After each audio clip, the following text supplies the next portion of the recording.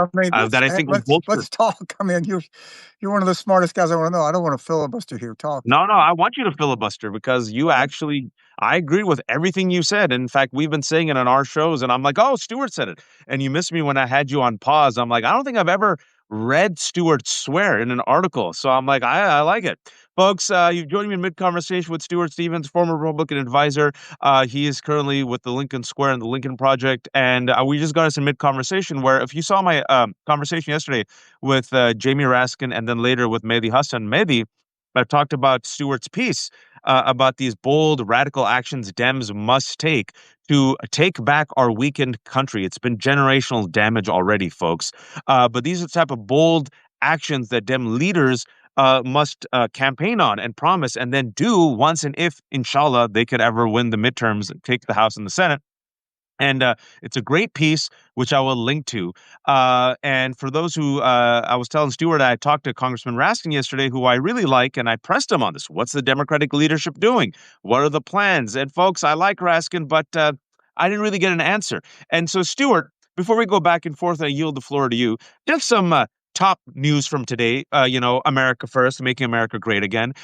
We just found out a couple hours ago that in this country, when an ally like South Korea pours $8 billion in a red state, and let's just say Georgia, and creates a Hyundai plant, this administration will send the largest immigration raid to arrest those 450 employees of that said nation, just to, make America great again. And because of these amazing trade wars and tariff policies, now the August job numbers are at their lowest since 4 years. Unemployment has gone up. America's brand has nosedived 18 points, where it went from positive 15 during Biden January to now -3. Credit rating is down. And so I have heard, who am I? I'm an English major. But I have heard, Stuart, and you've consulted elected officials' campaigns. It's the economy, stupid. And I also know that scandals also hurt presidencies. And so for me, Stuart, and again, I'm an unfrozen caveman lawyer, a simple man. I see the polls. Trump is underwater across the board, underwater on immigration, overreach, National Guard, all of it's unpopular. To me, his two Achilles cankles, his two Achilles heels, as of today, prove positive, the economy. And again, as of today, because I'm sure like me, you saw that Project Veritas video that exposed this incompetent Justice Department official who on a hinge date, as one does on a random hinge date, straight up openly admitted the plot to cover up the Epstein files and hide the Republican name. So, Stuart, if I'm a Democratic leader, I would say, okay, drastic poll numbers, disastrous economy, and the one bipartisan issue, a scandal uniting independents, Republicans, and Democrats with a friggin' smoking gun, the Epstein files. Surely I will have a plan, a message, and a strategy to fight back. And so far, all I've seen them do is attack Zoran Mamdani. Stuart, you got so pissed off. Well, You yeah. got so pissed off that you wrote an article. So I yield the floor to you. Now, well, you have to realize what a threat this guy is. He's talking about maybe having 5 city-run grocery stores. When now as Republicans we're out nationalizing Intel, which I mean, let me get this straight. So 5 city-run grocery stores versus nationalizing a key industry. MAGA socialism is good. Democratic socialism is a threat, Stuart. Yeah, listen, I think that it goes to what motivates people to vote. And one of the things I said in the story is you can't approach voters as if you're calling on people to do jury duty as some, tedious civic duty. There has to be something about voting that brings out passion, that brings out a desire to go out there. And part of that is, what do you get when you vote? That's right. And I think Trump was able to connect with this certain percentage of, overwhelmingly, his base is non-college educated white voters. And I don't think we talk about race enough in all of this. And what Democrats need to do is they need to say, look, this is what you're going to get. And there's going to be stuff here that is tangible, that is, don't shy away from, making people feel that we're going to have vindication here. So I just reeled off a few. You're mad at this, this South African fuck, pudgy South African fuck running around Elon Musk. We should nationalize Starlink. We should nationalize SpaceX. I mean, we ought to do that anyway, just because clearly these are in national security interest, and clearly you have a very unstable guy. We already know how he's influenced the war to the detriment of Ukraine with turning off Starlinks. You need to have very specific things that you're going to do. I mean, launch, speaking of Congressman Raskin, very detailed plans of this wide sweeping investigation into corruption. I mean, I was thinking about it. There was a time when we actually thought that you had to release your tax returns. Right. And we don't even, and Trump promised to do that, of course. We don't even talk about that now. And now you have where they're making billions of dollars over the weekend and like, oh, well, whatever, doesn't matter. So Raskin needs to do that. Um, you have to give people a sense of what they're going to get. I think this plan of a wealth tax would be overwhelmingly popular. Put it over, I think Elizabeth Warren had it over, I forget the exact number, but I've never seen a poll that if you're going to do some kind of tax on anything over a couple of $1 million, it's not overwhelmingly popular. And I would target that, a certain percentage of that is going to go to Social Security, to guarantee Social Security. And while they're at it, they probably ought to do it to help fund Medicaid.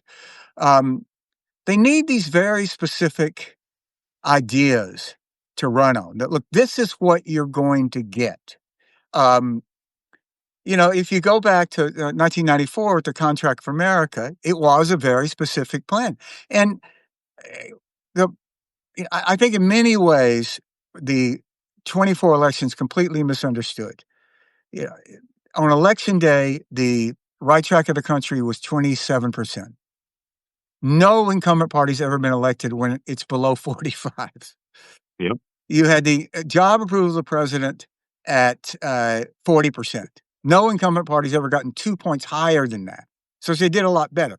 So what does that tell us? It tells us it was an environment for a challenger to win. Trump was a challenger. We have numbers that would show a Nikki Haley, who's probably not having a great day in South Carolina today, would have done better. So don't confuse that with an endorsement of Trumpism. They knew that Project 2025 was poison, and now that they're making people drink it, it's not going down any easier. This is how people end up worshiping volcanoes. There's a drought, the volcano belches, it rains. Next thing you know, you're hurling virgins into the volcano. No. This is not causality. But we're going to have change elections for the foreseeable future if the right track of the country is under 30. I mean, whoever can offer the most sweeping change is probably going to win. And now you could have made a case, I think, that what Democrats need to do is get in, remind people what a sane governing party is like, have positive plans for the middle class, and America will realize, my God, this Trumpism, all of this, it was an aberration, not a destiny. That's very logical. The problem is we did that.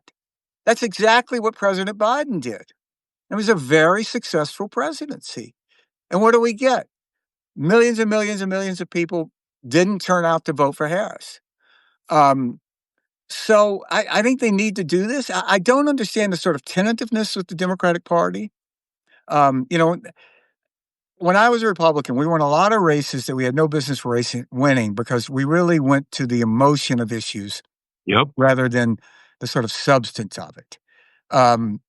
And I think that that's something that Democrats now are well positioned to do. I mean, look, the pro-Putin party, the pro-Russian Federation party, the party that's really been compromised by the Russian Federation, which I think is a great underreported story of our time, is the Republican Party. Yep. The Republican Party is the one that's out there nationalizing industries. The Republican Party is the one that's putting military in our cities. You remember, 10 years ago, there was this crazy thing about Jade Helm, where there was some plans listed for a military maneuver that they were using Texas as a possible plan. And the right wing went crazy that this is a secret plan that they were going to stage in Walmarts and all of this.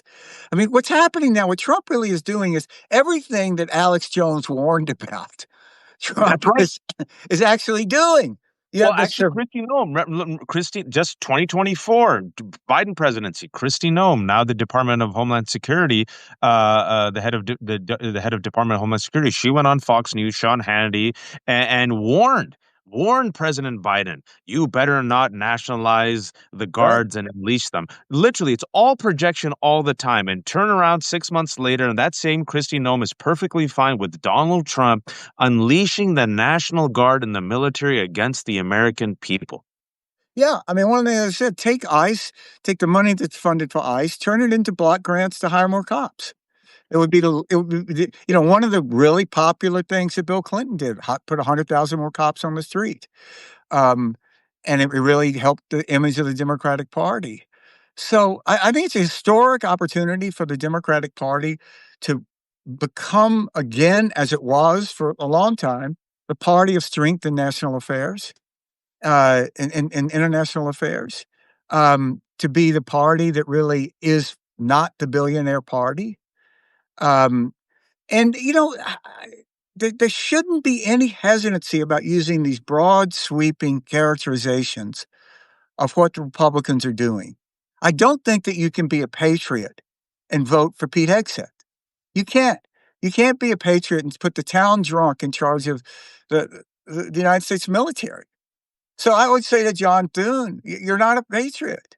I mean, I've known John Thune since the executive director of the Republican Party in South Dakota. You never would have believed he would do this, but they are. They've all completely abdicated. And if you just take Hegseth, take Roger Wicker. I've Yep. known him all my life, Mississippian.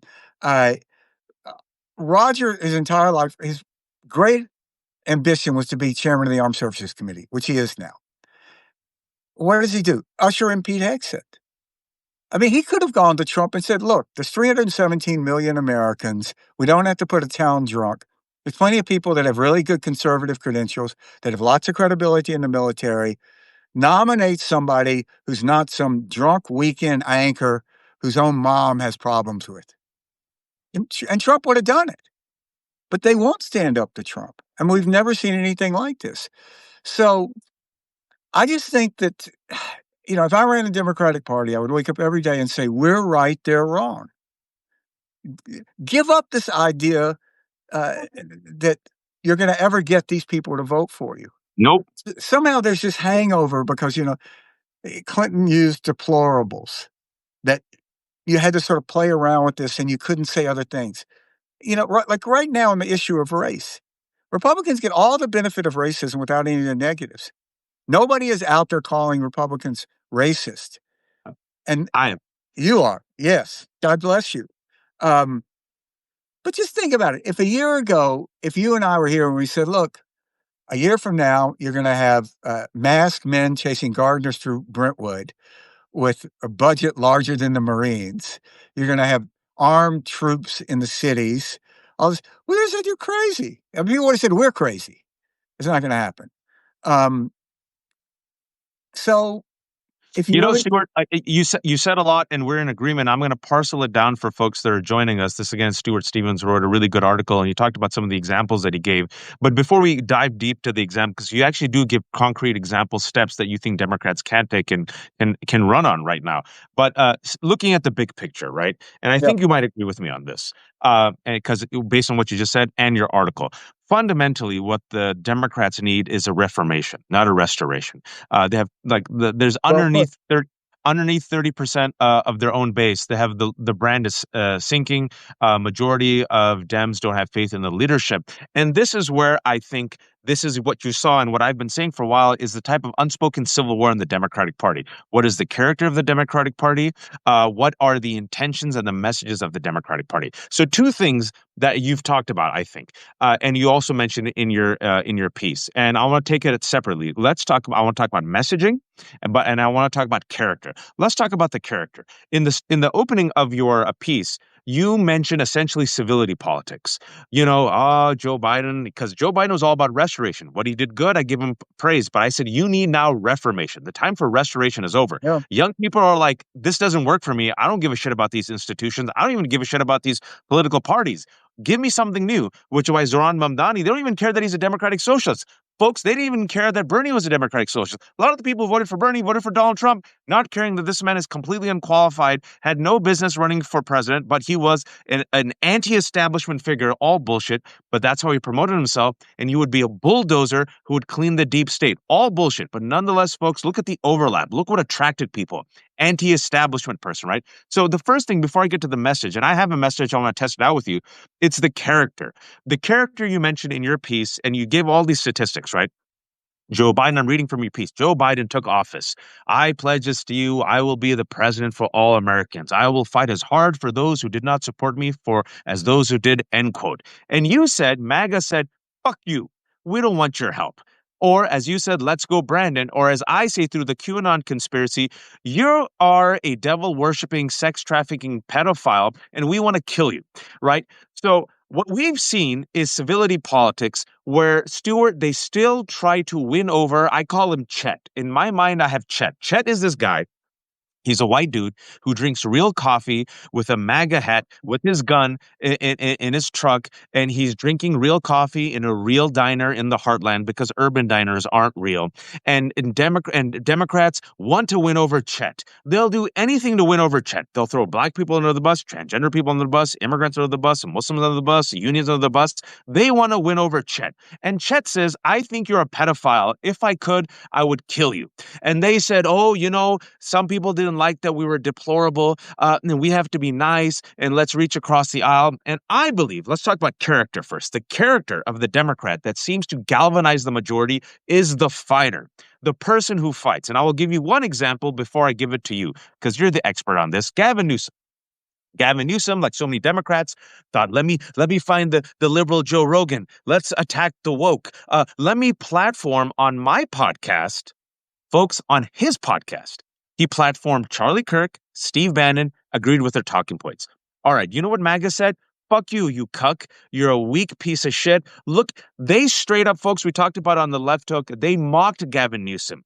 So whenever you try to go Republican light, the Republicans mock you for being a pussy. I'm talking like them. And then Democrats lose you. Then Gavin Newsom said, oh, this didn't work. So now that California is being attacked because he's unleashed the National Guard and ICE to terrorize Californians, he decided to become a fighter. He's fighting back. Stuart, you've seen the polls. I've seen the polls. Yeah. Popularity has gone up. People are like, at least you're doing something. He said, all right, mother effers, you're gerrymandering? Fine. I'll do something I never thought I'd do. Wheel redistrict, California, most populous state, my home state, 40 million people. All right, mother effers, you want to take 5 seats? I'll take more seats. That talk to me about the spirit and the character of a fighter. Yeah, look, in politics, strong and wrong will always be weak and right. But you can also be strong and right. But the key is that you can't be seen as weak here. You have to go out and fight. And I think one of the really positive signs here is that Newsom is being rewarded for this. And usually politicians will do what's in their best interest of all brands. So others look at him, they see what Pritzker's doing as well. And they're basically they're in an invisible primary for the nomination to run against a Republican, who maybe Trump very well running another term, and they're being rewarded for it. I don't understand this. Your diner obsession is great. Somehow or another, they ended up sending the best journalists in America to diners in Ohio to figure out why they voted for Trump. I mean, to me, this is like sending the best journalists of America to strip clubs to figure out why men go to strip clubs. I think we know. I think they like the drinks. They like the drinks. They like the drinks. I don't think we, need to really think about this. And you should go out and characterize it. I think you need to say these are bad people. Someone who supports headsets, someone who supports RFK, that's a bad person. And don't hesitate to do that.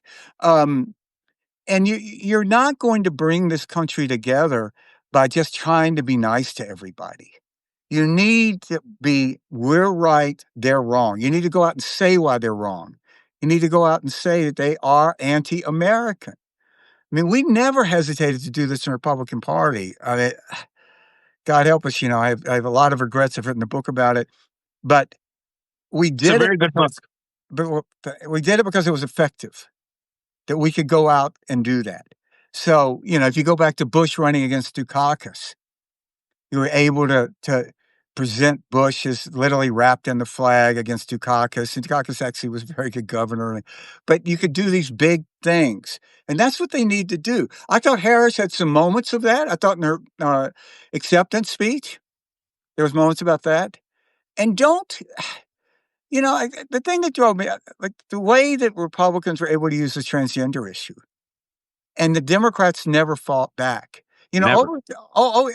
Over at the Lincoln Project, finally out of frustration, we made an ad. It was the simplest pushback ever. This policy was adopted under Trump's hand-picked head of prison bureau. And as far as anybody knows, it's happened once. That's it. So this is just Trump lying. And we made this ad. We gave it to the big super PAC Future Forward. We had, in the end, almost $1 billion. They loved it. We waited about a week, and guys, it wasn't running. We call them. They go, well, it didn't test well. And it's like, do you think Willie Horton tested well? No. But did it work? Yes.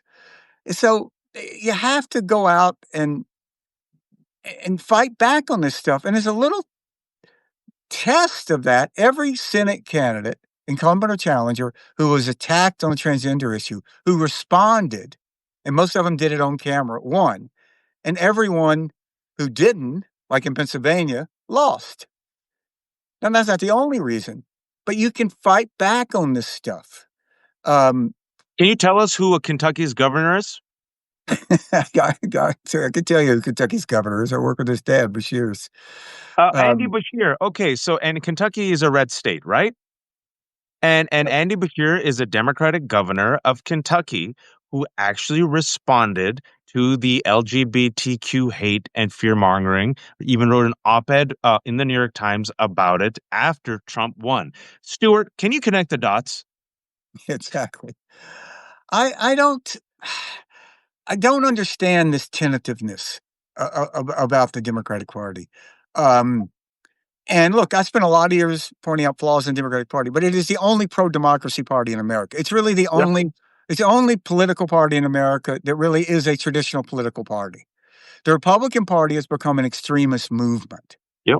I mean, it's better to compare it like to the Red Guard and Khmer Rouge. What do we know? It wasn't that those movements didn't end because like a moderate element of the Red Guard emerged. They're only going to become more extreme. You're only going to have increased purity tests. So, I mean, if you just look at the Republican Party, there's senators there that grovel in front of Trump, knowing that Trump sent a mob into their workplace to try to kill them. So if you're willing to look beyond that, you think that Trump's going to cross some line like on policy or ethics? It's going to be, well, that's too much. His position on the Law Sea Treaty, that's it. I've had it, But once you're willing to support somebody that tried to kill you, you're not going to, it's just, and we've never seen. No, sorry, I didn't mean to cut you off. I was just going to add on. But, it reminds me of, look, you said emotions. You said we got people through emotions. And I'm a writer. I'm an English major. And I break things down with stories. And for me, we talked about the character, right? So let me step back for a second. And this is how I've been mapping it out for a while. Human beings are storytelling animals. In a story, classic story, there's a hero who has a goal. The hero wants to get somewhere. There's a villain, the villain that impedes the goal. So you have to identify who the hero is. Yep. You have to identify who the villain is. And then you have to tell people how that villain is keeping you from getting the goal. So the hero that people want, and you mentioned, we just established it, is a fighter. Okay, we want someone who's going to punch back. We want someone who's going to say F you. As you mentioned in your piece, stop being polite. When they go low, we go high. Even Michelle Obama, folks, has moved on. She goes, yeah, that was then. I say when they go low, you take them out by their knees, which is a illegal UFC move. But that's not enough, Stuart. I'm glad you mentioned this because I don't want unethical, corrupt fighters and brawlers who will simply, go back in whiplash. I want ethical, committed fighters who promise to uplift the people and who are promising not restoration, or they're promising, in fact, reform. Now, regardless of what you think of Zoran Mamdani, he stands for something. I want to repeat this. He stands for something. even when he was like, I interviewed him when he was like distant number two for Zeteo. He's like, this is my platform. This is what I stand for. Yes, I said free buses. Yes, I said there shouldn't be billionaires. Billionaires exist. I'll work with them. I want to make New York affordable. I want to make New York affordable. I want to make New York affordable. People should afford to have groceries. The rich are getting richer, poor are getting poorer. Okay, the story, the message, what he stands for, make America affordable again. What did Bernie Sanders run on? The rich are getting richer. Everyone else is getting left behind. The establishment isn't helping you out. People who voted for Trump also voted for Bernie. People who voted for Trump in 24 also voted for AOC. People who voted for Trump, folks, also are now voting for Mamdani. The Fight the Oligarchy tour, now Graham Planter, who's taking on Susan Collins, who's very Yep. concerned. You should be concerned. He's going on this message, the anti-establishment economic populist message. That, to me, is the story. The story is simple. We, the good guys, the 99%, are going against the 1%. We, the workers, are going against the broligarchy. We, the average Jose's, are going against these pudgy South African freaking racist, eugenic, mother effing billionaire friends like Peter Thiel and Elon Musk, right? These guys are drinking our milkshake. I want to have more milkshake. They're drinking our milkshake. That, I think, should be the message, Stuart. It's right up there for the taking. It's right there. And the reason, and I said this to Raskin yesterday. I've said this to Democrats. I think this is one of the Achilles heels of the Democrats, and the reason why you're seeing the split in the Democratic Party, because the leadership is unwilling to stop sucking at the teat of corporate dollars, corporate money, and the oligarchy. They're unwilling to take this winning message that has been in front of them for 10 years, Stuart. You might disagree with me, but I think this fighter that we have defined has to, if you will, vocalize this message to get to their goal and identify the villain that can unite even a lot of white voters who went for Trump. I want your take on this. Yeah, look, I think I think it's worse in a way. I don't think it's just money. And I've become a radical in campaign finance. I would have campaign finance limits, federal funding for all races that are federal. I've worked in the system when we had that for the presidential race and when Yeah. we didn't. And it was so much better when we had it, when you had a limit to the amount of money you could spend. I've worked in other countries where you have limits on it, and I'm completely radicalized on it. But I don't think I think it's more, it's not just that. That is an element because they have to raise money and all this in the same way that Republicans are beholden to the NRA. But ultimately, Republicans are for the NRA because they like guns Yep. and not the money. And when the money became Russian, they still took it. But it, I think they have this sense that they get into the Senate and they get into the House, and it's this club, and they want to get along with these people, and they don't want to go out and offend people. And it's somehow this idea that you can kind of muddle your way to victory. I don't get it. I mean, for all the talk of Clinton winning in '92, it's the economy stupid. That is true, but it's inadequate to say that. It really was just a change election. Mm, And economy was a way to do it so you weren't always saying change, change, change. But once that race became about change, it's a race George Bush couldn't win because he could be a lot of things. I mean, it could have been a race about experience. It could have been a race about leadership. It could have, but once it became about change, a guy who had every position to have in Washington, son of a senator, was not going to beat an obscure governor from Arkansas. You weren't. I mean, that was it. And so I think that they have to, the Democratic Party just needs to have that passion. And I think that it's less ideology that's drawing a lot of people to the Bernie and AOC as their passion. that's right. They're Fighters. out there fighting for something. And it's okay to have differences. It's okay to say, look, I'm running for mayor of Indianapolis, and I'm not going to be for 5 grocery stores, but I'm going to be for fixing the city. I'm going to do this. That's what people buy into. I think politicians, in many ways, are a lot like comics. It's their attitude, That's right. less than the specific jokes. It's like, how are you entering this argument? Um, and the great cancer here is the idea that you can poll or research your way to a message. Like, I'm going to take a poll that's going to remind me of my deeply held beliefs.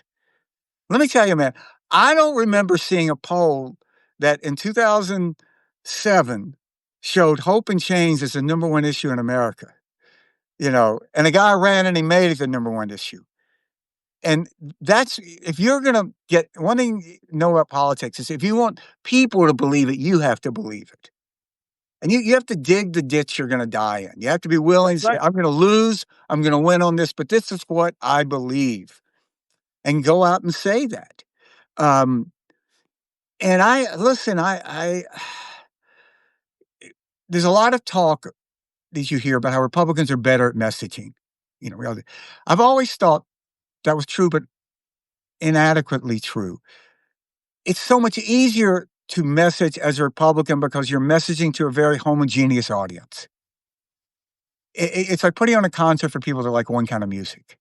The Democratic Party have people that like a lot of different kinds of music, now, which ultimately is its greatest strength because it is a lot more like America. But you have to be able to unite that. Um, Okay, Stuart, can I give you an example of why I think Zoran taps into this? The reason why I think Zoran encapsulates what you're saying is because he's like, this is what I stand for.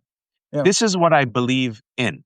I'm willing to articulate this consistently, even if I'm number two, even if no one's given me a chance, even though I'm an outsider.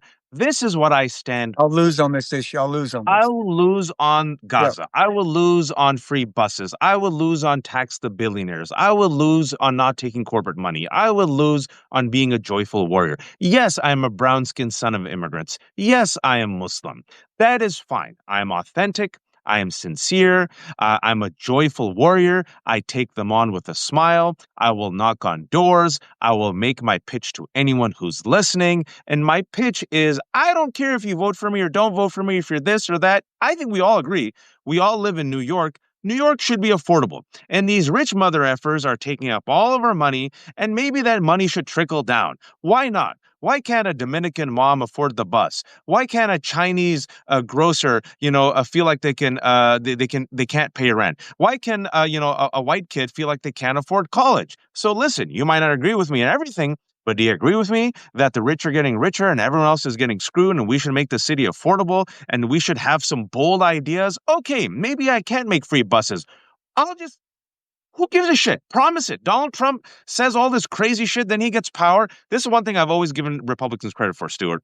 When Republicans get power, they don't give an F. They don't care about their base. They don't care about the polls. They don't care about what anyone else is saying. They goes, we got power. Stop us. What are you going to do? Tax cuts for the rich. Super, super unpopular. We don't give a shit. Stop us. Nationalizing the military and unleashing it. Stop us. We hate socialism. I'm going to take a 10% of Intel. Stop me. I'm going to drain the swamp. No, me and my family are going to get $5 billion and get rich off of this crypto grift that might friggin' just burn down the country. Stop us. Democrats get power and they're like, boo, what does Chet in the diner think? And I want them to flex. I want them to flex, stand for something, be passionate, be authentic. And I agree with you. We're seeing it with Zoran, just a great test case. AOC before her, even Trump on the opposite side. People respond to personality, they respond to attitude, they respond to authenticity, they respond to passion. It's how politicians make them feel. And if people feel optimistic, if people feel you will fight for them, if people feel you will fight for change, hope, change, hope, change, hope, change, right? They'll say, all right, let's give it to this guy, this Barack Hussein Obama. Um, I feel, Stuart, it's there for the taking. And what pains me is, and I want your take on this, because I think this is political malpractice. Whatever you think of Mamdani, all right, I can't see Republicans doing this. Republicans, if they saw a Mamdani, let's say a Marjorie Taylor Greene, who, by the way, I predicted would be mainstream. Everyone thought I was wrong. This is the world's worst. I told you so. Marjorie Taylor Greene, they're like, she's a freak, but she's our freak and she's popular. All right, we'll embrace her. The Democratic leadership right now, Hakeem Jeffries and Schumer, it's clear that Zoran Mamdani is going to be the next mayor. It's clear he's ascending. It's clear young Jews are even going for him, okay? They have spent more time attacking Mamdani than attacking Trump. Your take as an outsider looking at, in my words, if you disagree with me, please, political malpractice by the Democratic leadership. Yeah, look, the guy he won the Democratic primary. You're for the Democrat. That's who you should be for. They had a race. I bet if you were polling in that race, as I'm sure they were, They went ahead the night that Bill Clinton endorsed Andrew Cuomo. Yeah. It was like a Tyrannosaurus Rex endorsing like some pterodactyl or something. You know, it's like two dinosaurs out there. And it doesn't hurt. I ran into him the night after he won. I was at NBC, and the way you run into people in the green room. Now, look, my experience is that the night after people win an upset, they're in a good mood. They kind of are feeling at their best. But he was incredibly charismatic and charming and all of this. And look, my feeling about the guy is he's a very different kind of character than Bernie. Bernie doesn't care if you like him or not. I mean, Mm. I've known Bernie forever. I live in Vermont. I went to college in Vermont. First time I saw when I was riding my bike when I was in college down the main street of Burlington, and there was this lunatic out there yelling about rent control, and it was Bernie running for mayor when he won by 8 votes. And he actually was a great mayor, as it turns out. But he doesn't care. I think that he does want people to like him, which I think is not a bad thing. So if he goes out and he tries something and it fails, I don't think he's going to have this rigidness and say, okay, like didn't work having 5 grocery stores, so we're going to have 20. I think he'll adjust. Um, and this kind of like, why is there this civil war inside the Democrat? How is it that we have a lunatic Republican president who's appointing these Russian stooges, drunks, weirdos and freaks that are killing people across our government, and we're having a discussion about what's wrong with the Democratic Party? How did this happen? I mean, look, you lost a race. That happens. You're supposed to lose races. I mean, to have a democracy, somebody has to be willing to lose. That doesn't mean you were wrong. And you lost with a person who would have been a very good president, who Yeah. ran a very respectable campaign. It was not a scandal or anything. She lost. Okay. Don't then go into this identity crisis about how do we fix this? How do we do that? The first time you attack, if it doesn't work, the next time you attack harder. And this pursuit of a perfect message, I think, is one of the great fallacies of politics. There's never a perfect message. There's never a perfect spot. What it is you have to just be willing to go out there and say stuff with passion and show people that you care about them. And look, I've always thought that the Trump coalition on election day was like a Fabergé egg because Mm. for MAGA, if he didn't have an army of masked men chasing gardeners through Brentwood, MAGA was going to be upset. If he had an army of masked men chasing Brentwood, Hispanics that voted for him are not going to really like this. And a lot of other people aren't going to like him. And that's happening. Um, it, he got 87% of African Americans voted against him. All right. That was better than a typical Republican. Goldwater got 7% of black vote. Trump in 20 got 8%. That's 1 point in 56 years. But I don't think that I don't think this election was any kind of realignment race at all. He barely Um, won. He barely won, he and he barely didn't crack won. 50. Yeah. And so And look, people stayed I home. don't think, I And don't, how do Stuart, you people meet, people stayed home. People stayed home because they weren't inspired, Stuart. they didn't have a sense of what they're going to get. Yeah. I could not agree with you more about this. Like, how do you meet the guy in the Camp Auschwitz sweatshirt standing in the Capitol halfway? I don't want to, I don't want to. You should be proud of the people who hate you. You should be proud that the people who are haters hate you. Dine out on that. Saying, I don't want their vote if that's what they're doing. So I don't know. I think that the odds are overwhelming that Democrats will take the House. It's what are they going to do when they take the House that is going to be That's so critical. that's the key. That's the key. And this is why there's a civil war. And my answer to your question of why the Democratic leadership has been unable to lead and meet the moment and has taken advantage of the changing tides.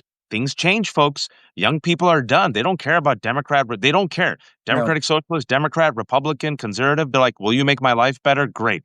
They don't care about the institutions because the institutions have failed them. Look at all the polls when it yeah. comes to young people and their faith in the institutions. It's really depressing. It's all the way down. They literally said, who will make my life better? And the reason I think is the money. It's the corporate money. They're so groomed by the corporate money and the corporate donors that an AOC or a Bernie or a Zoran Mamdani, anyone who's a bit different, who shakes shit up, their donors get freaked out and they will spend more time and money aligning themselves with Cuomo than accepting a Mamdani or a Graham Planter or others. I want to ask you this before I let you go, and thanks so much. We have 1,200 people watching. This is Stuart Stevens, one of the co-founders of the Lincoln Project, or the Republican advisor, a man who wrote, what was the name of the book? I really enjoyed your book. I read it. We Um, talked about it. it was all a lie how the Republican Party became Donald Trump. It was a really good book, and the reason I appreciate it is Stewart, unlike some other folks, really owned it.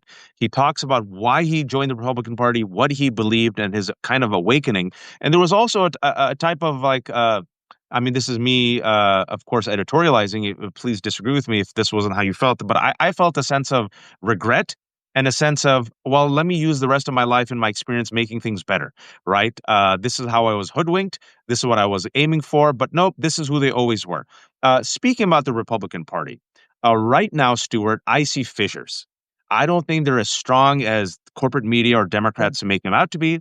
I don't think Trump is as strong. I think he's physically weak. We haven't seen him do the rallies. We have the cankles. He looks terrible. The blotch. He's falling asleep. We've seen the Latinos who voted for him flee back to the 2016 numbers. The young people who voted Younger for him, voters. Yep. yeah, gone. The young people who have the people I just talked about who have no fidelity to any party, gone. His numbers are in the tank, negative double digits on the economy, negative on Epstein. I believe, and I think the last 2 weeks has shown it, that they are accelerating what was supposed to be a 4-year Project 2025 plan to 10 months because they realize their avatar, their daddy, might die. So they will try to get as much power as possible and give it to doughboy JD Vance. Your take about where the Republican Party is and where they are taking this country in the next 5 months? Well, look, I think the Republican Party declared war on the future. And that you're trying to stop America from becoming what it is. I mean, there is some sweet irony in knowing that Stephen Miller's kids are going to grow up in a minority majority America. Mm, And all the Stephen Millers in the world aren't going to stop that. mm, And, you know, the great tragedy of the Republican Party is that we became a white party. In 1956, Eisenhower got 39% of the black vote. Then it goes to Goldwater, opposed civil rights. He got 7%. mm. And I think that something happened. I've thought about this a lot recently. Why is it that all of these Republicans have people? I know a lot of these people well. I helped elect a lot of them. Why is it? These are people who 10 years ago wouldn't let Donald Trump in their home. Yep. Literally, like their wives sort of like, you think we're going to have that guy in our house? We have kids. Are you crazy? No. And now they've just been. I think that we did something in the Republican Party that rewarded weakness, that rewarded compliance, that you rise through compliance. It's your turn. It's your next. So you do that for decades, and what happens? It's like a genetic experiment. You end up with a breed of politicians who are tragically weak.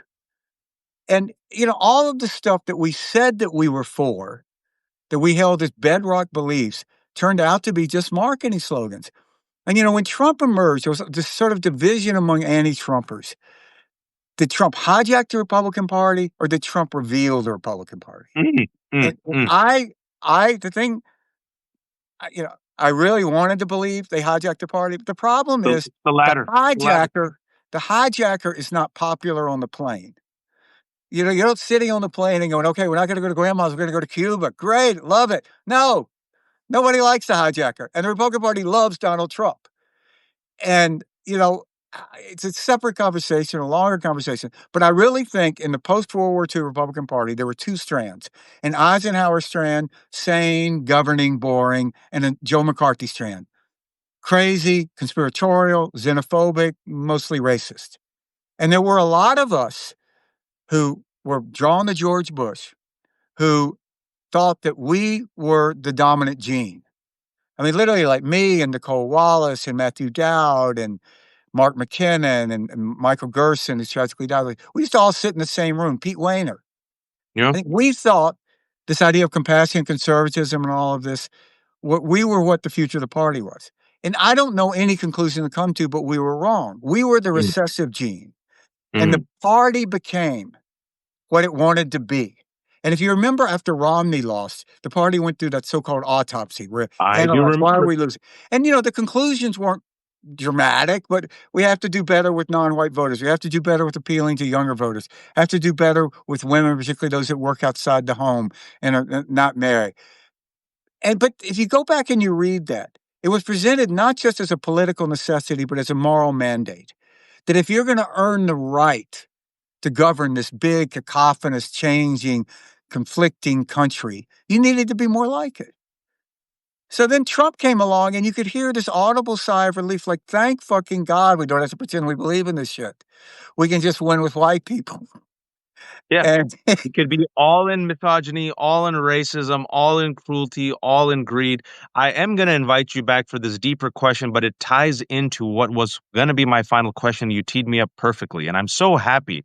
And I said this before on the show. When a person of color, Stuart, talks about white supremacy and racism, we aren't really taken as seriously as when white folks do. We're seen as radical, crazy, whining, complaining. We had Obama, we have Oprah. What are you talking about? Okay.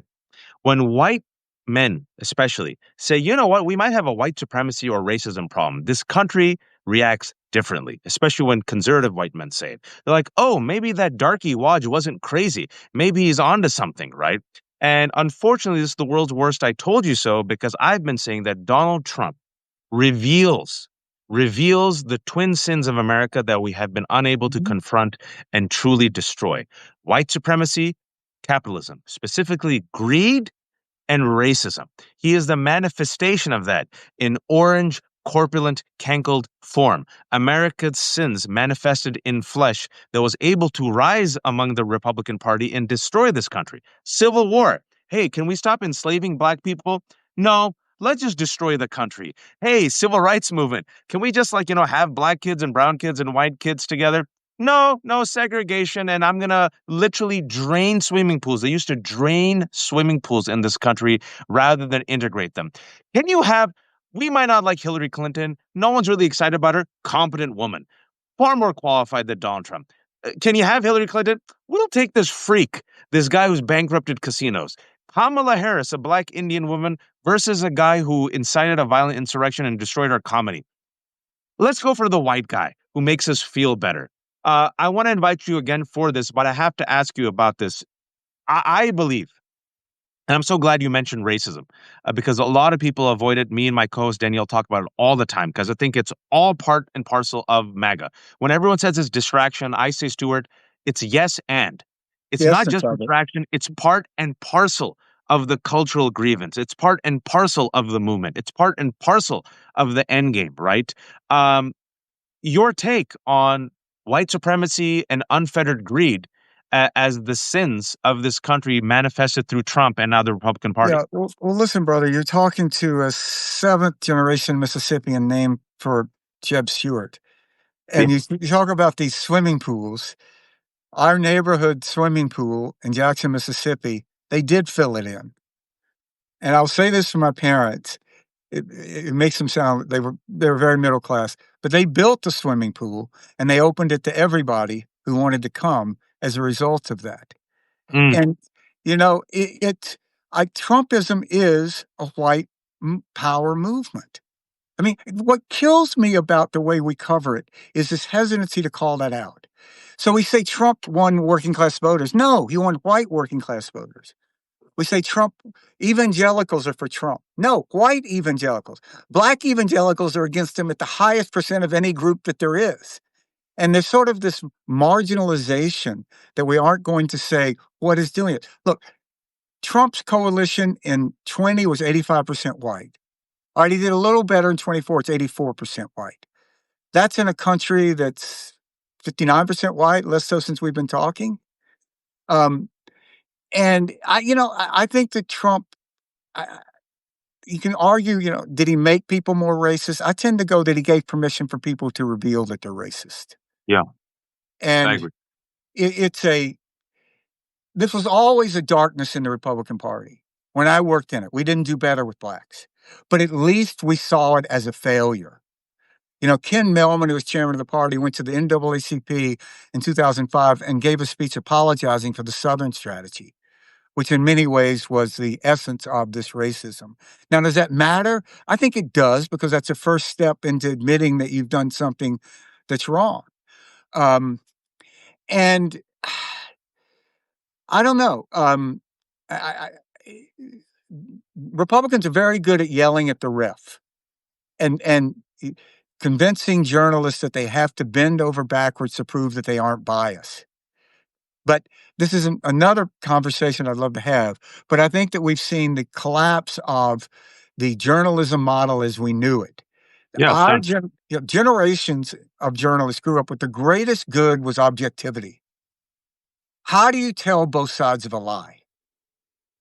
And that is what is broken apart. It was always based upon some sense that there could be some goodwill on both sides. There is no goodwill on the Republican side.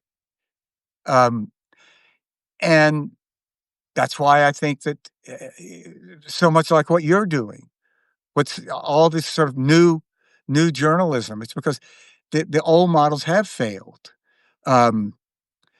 But look, I don't know, man. Look, my home state, Jackson, Mississippi.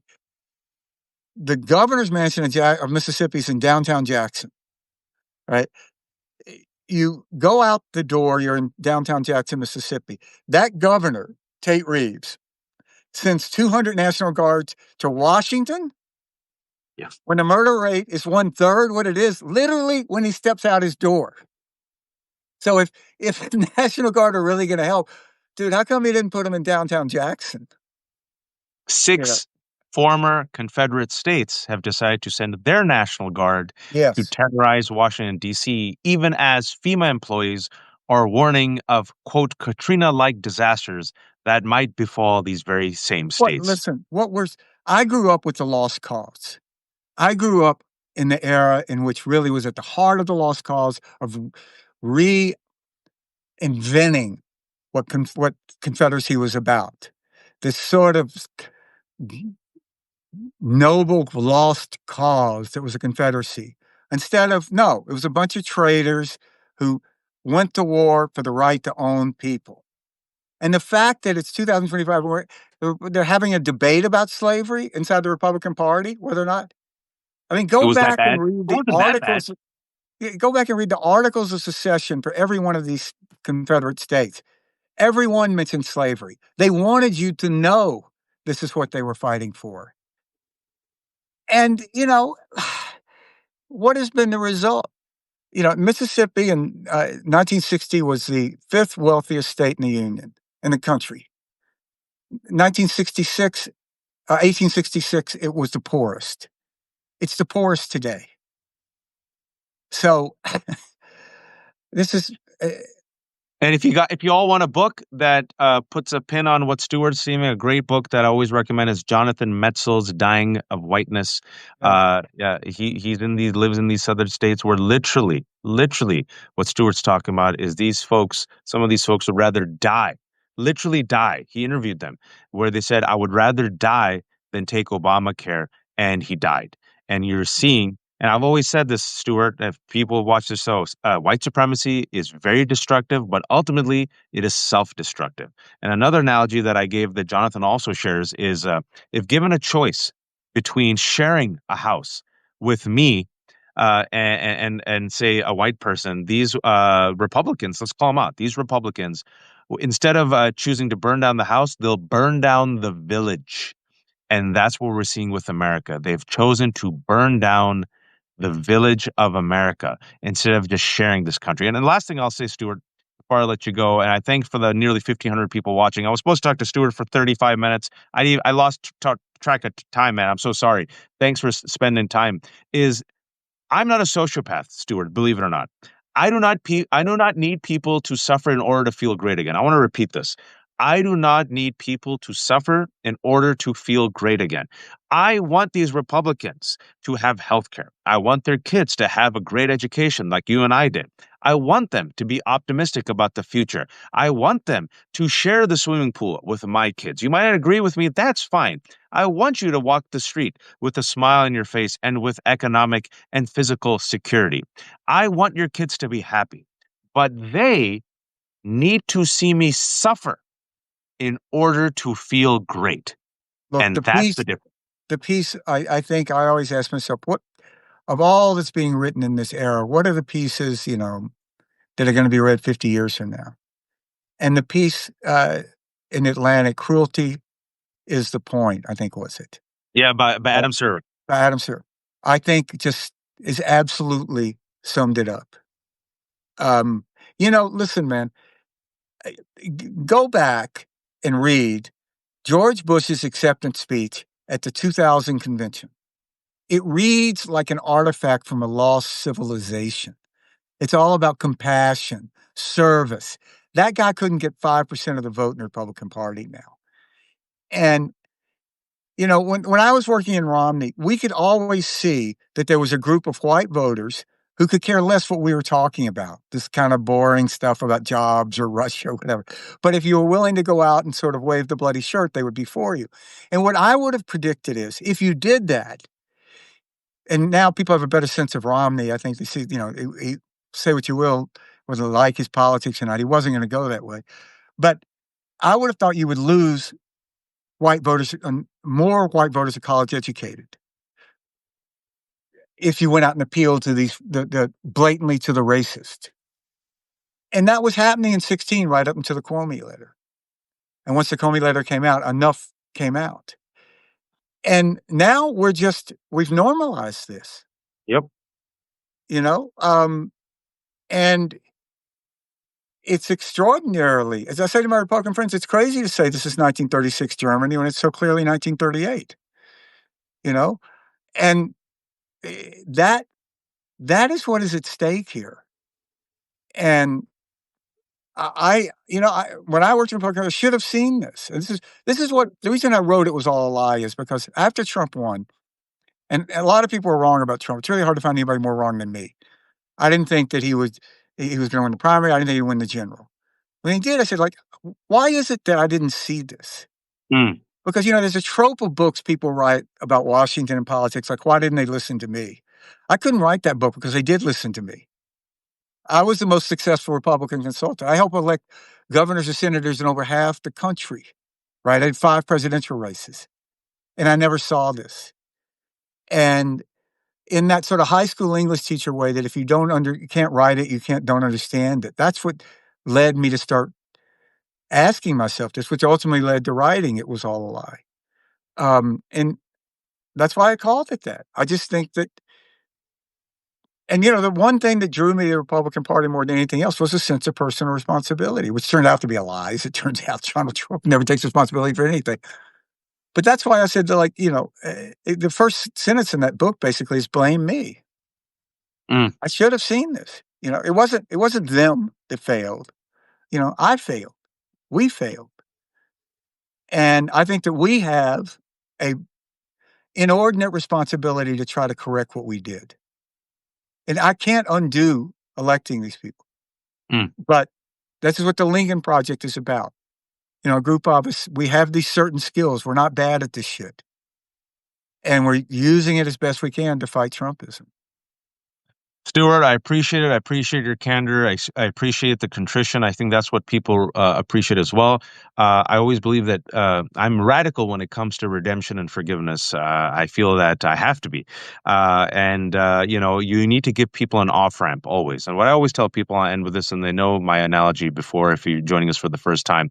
The analogy I give is this to reconcile everything that you said. I don't think we're going to win over 100%. I think we've lost 30% of this country from my lifetime. I think they're too far gone. I'm trying to mobilize the 70%. And the 70%, that's fine by me. That 70% is the majority. That caravan can move forward and move us forward. However, how do I reconcile it? Because I really mean what I said. Despite their cruelty, their pain, their racism, their Islamophobia, their hatred, I can't become like them. So what I say is the following. The caravan moves forward. The door will be open. My hand will be outstretched, but it's up to them to come on board.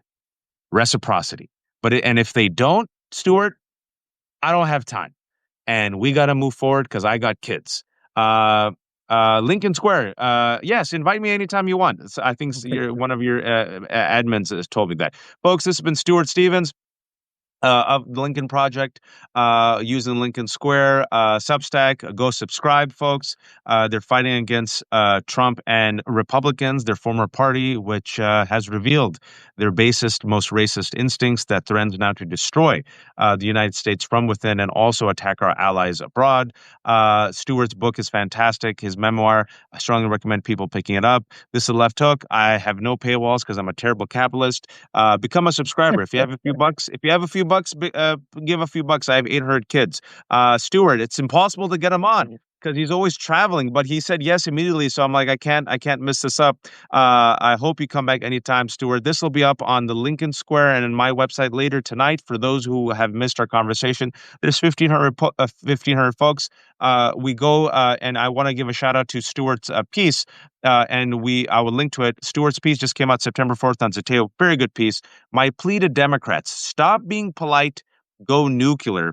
And he gives actual tangible recommendations that I wholeheartedly support. Folks, be kind, be empathetic, be decent, and please, oh please, don't be a fascist. Stuart, have a good weekend, sir.